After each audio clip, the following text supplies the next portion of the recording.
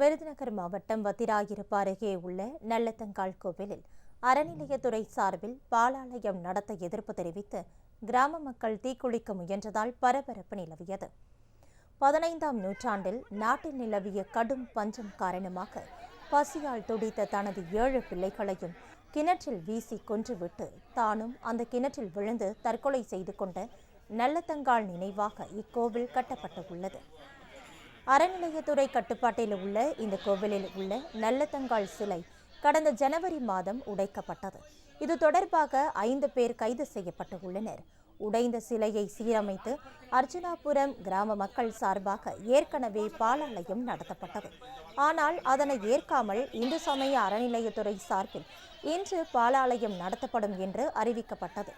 இதற்கு எதிர்ப்பு தெரிவித்து கோவில் முன்பு திரண்ட பக்தர்கள் தீக்குளிக்க முயற்சித்தனர்.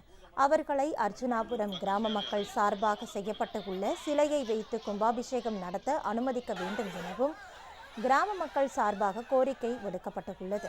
போலீசார் தடுத்ததால் கடும் தள்ளுமுள்ளு ஏற்பட்டது.